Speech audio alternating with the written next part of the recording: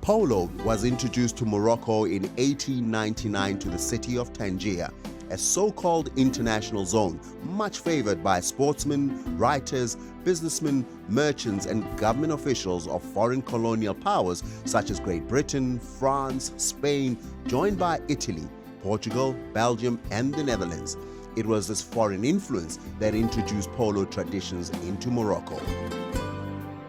The king of sports was taken up by the Moroccan royal cavalry. From Tangier, polo spread to the cities of Casablanca and Fez in the first half of the 20th century, when Morocco was under either Spanish or French rule.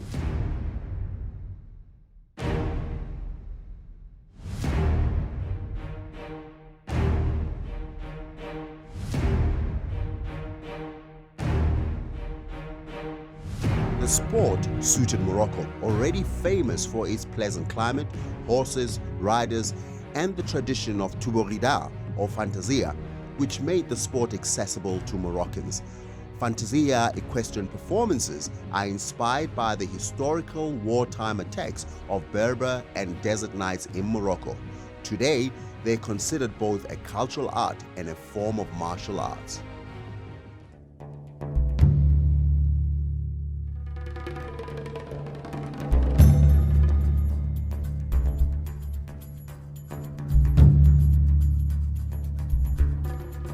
Rabat became the new capital when Morocco gained independence in 1956.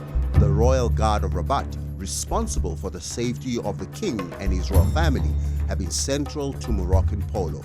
The sport continues to thrive with the support of Morocco's monarch, King Mohammed VI. Polo is today played in Rabat, Larache near Tangier, and Marrakesh. One of its most prominent events, the King Mohammed VI International Polo Trophy, was established by the Moroccan Royal Guard in 2006 and hosted again in 2009.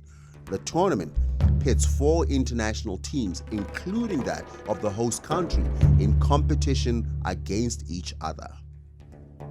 King Mohammed has given a great boost to polo by encouraging and promoting equestrian sports. In the process, His Majesty has upgraded polo clubs and ensured a high level of competition, even internationally. Morocco became the first Arab and African member of the Federation of International Polo, FIP, in 2006. The country's established equestrian heritage means that polo found fertile ground to enjoy a particular resonance with its population. Thanks to Morocco's equestrian traditions and existing support from the palace, polo is being democratized for the non-elite and made accessible to youngsters and adults alike. Morocco is looking to develop a polo community in a sociable, relaxing atmosphere, allowing everyone to practice a sport that is not a symbol of social climbing, but the realization of a passion practiced among ordinary people. Polo will also increasingly enhance Morocco as a tourist destination for the international polo fraternity and put the country on the world tournament map.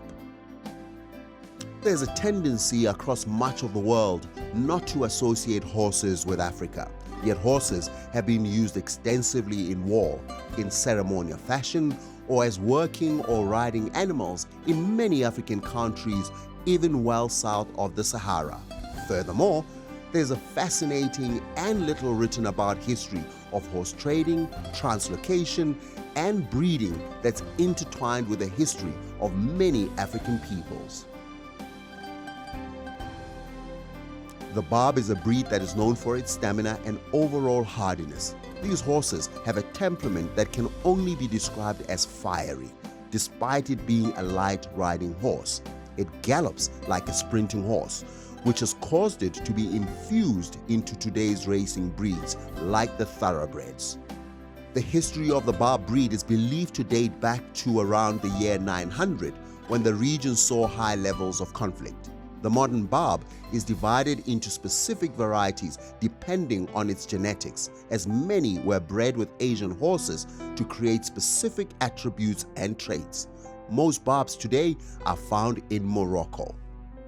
Adding to the complexity of the horse story in West and Central Africa is the idea that the horses of this region, derived from North African barb-type animals, lived feral for a while and became dwarfed as a consequence of natural selection, evolved partial resistance to many sicknesses, and became more adaptable as goats' dietary requirements and feeding behavior. A surprising amount has been written about these horses, and several authors have implied or argued that they should be regarded as a distinct race, quite distinct from the Oriental, Barb, or Dogola horses. They really can be very small, with shoulder heights of 90 to 110 centimeters in cases. Linguistic data, rock art, and historical accounts indicate that these animals have been in West Africa for some considerable time, perhaps 1,000 years or more. In fact, it's obvious that the importance of ponies in West Africa has been seriously underestimated because the process of replacement by the larger and more prestigious horses brought across the desert was already advanced during the period when the first observers were writing. Horses have been and are far more abundant, more diverse, and more important in tropical Africa than the majority of us think. Central to Tuborida, synonymous with Fantasia, is the barb horse. Tuborida means to release the powder, or Lab al-Barud, the powder games, which is taken from Barud, the Arabic word for gunpowder. The name Fantasia is a deformation of the Arabic Fantasia, meaning ostentation.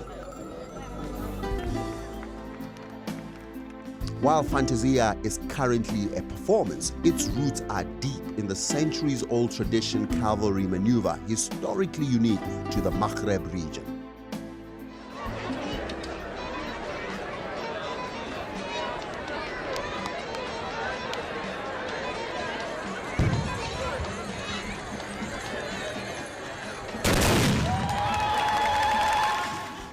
Fantasia consists of a sorba, or group of 6 or more horse riders, in traditional loose white pants, white shirts, and capes, armed with gunpowder rifles, standing in their stirrups and charging their horses approximately 300 meters before simultaneously firing their rifles in the air. The beauty and difficulty of Fantasia is the synchronization, the charge of all the horses together, and the simultaneous firing of the rifles, so that only one loud shot is heard, comparable to the firing of a cannon. After the discharge of the gunpowder, the riders roughly rein in their horses together and dramatically stop at the finishing line inches away from the spectators in front of them.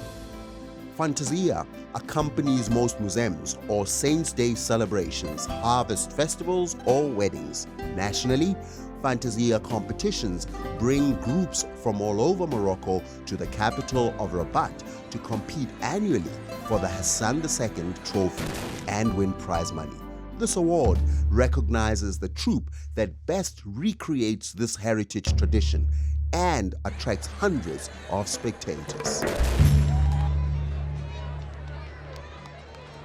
Today, women like Amala Mari are taking on the Berber competition of horsemanship and warfare.